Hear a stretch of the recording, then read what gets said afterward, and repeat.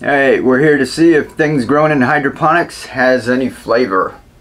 Now, I've heard that a lot whenever I'm talking about that, and there's people out there that, you know, love traditional gardening, and I love traditional gardening, and we've got compost pile and we've got herb garden, and we haven't stopped doing that. We do a little mixture of both.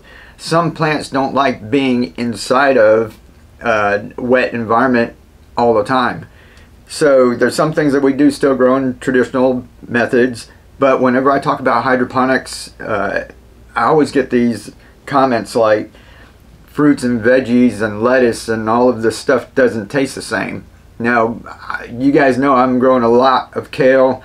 I'm growing a lot of just leafy greens, and if they all didn't have any flavor, I wouldn't be doing it. In fact, I actually eat the kale at the baby green stage, because when it gets big it gets kind of bitter and chewy, and we love the flavor of it when it's small and you can cut it up, put it in soup, and it's not tough. So we love the flavor of that. I've grown tomatoes, and to tell you the truth, I have had tomatoes that came out of the ground that tasted bland and mealy, and I've had some of the best tomatoes that came out of the ground, and the same thing holds true with hydroponics. I think, you know, if maybe somebody's tried it once and they got a bad tomato, they just took for granted that all hydroponics sucks. Or my feeling is that whoever started the rumor was a traditional gardenist, and they don't like hydroponics and they don't like people getting into it, so they just say that and spread that rumor around. So if you haven't tried any vegetables that came out of hydroponics, or you don't try all of the leafy greens and everything that you grow, we've got cilantro out there. I wouldn't grow a bunch of cilantro if there was no flavor, right? If I just toss it in, it tastes like parsley, why would I grow any cilantro? All of the basil that we're growing out there, you can go out there and just run your hand over it and you smell it just like regular basil. And you cut it up, you can make pesto, you can make anything with it. You toss it in your salads, your spring rolls, and it tastes just as good or better sometimes than the one you get at the store. So I'm going to cut this one up, open it. I've got a couple tortilla shells in there, some cheese. We've got cilantro out in the garden. I've got a little bit of salsa. I'm going to cook me up a little quesadilla in a while, and I love to put fresh jalapenos on it. So I'm going to take this and slice it up.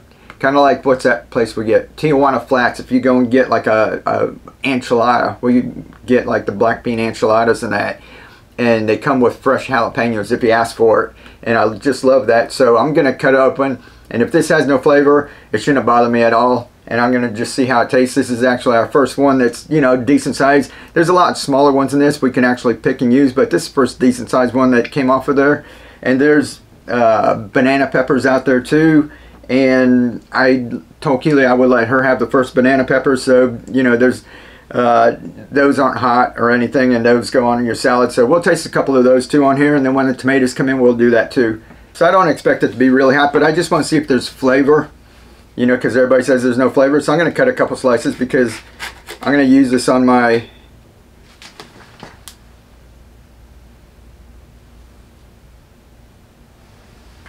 tortilla without the seeds and without the membrane, so that shouldn't be hot at all.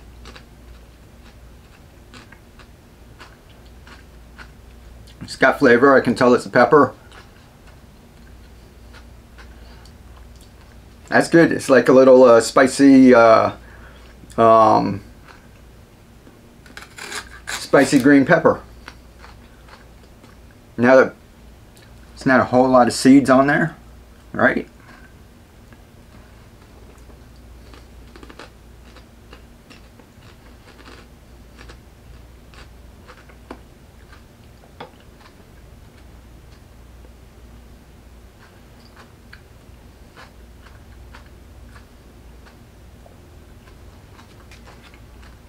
That's good.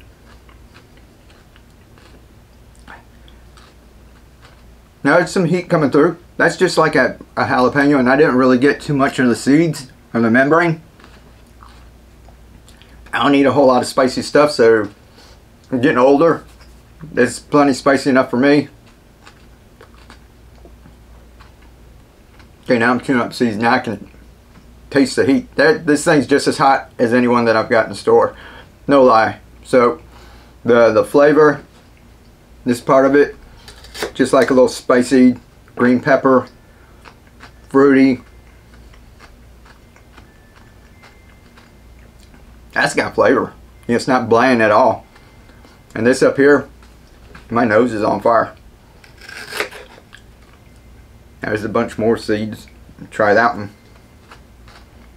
Try one more with the seeds. Wipe my hands before I forget to rub my eyes.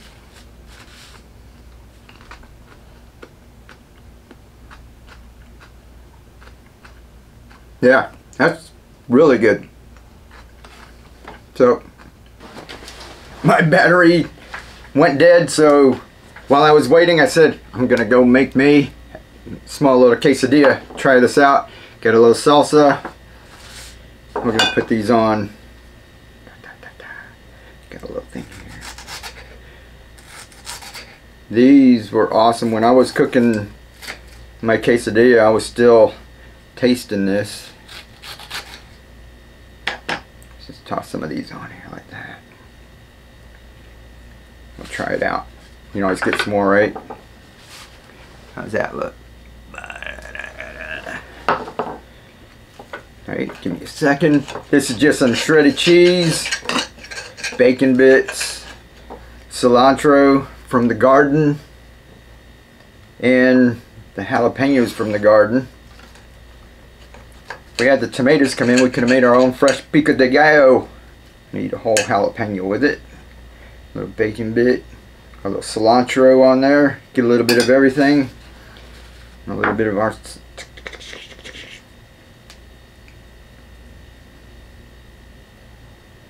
there we go. So you got a little cilantro and our little pepper, both from the garden, right? Lost my bacon bit. That's awesome. Spicy, lots of flavor. I can really, even with the cheese and the bacon, I can still taste the jalapeno flavor.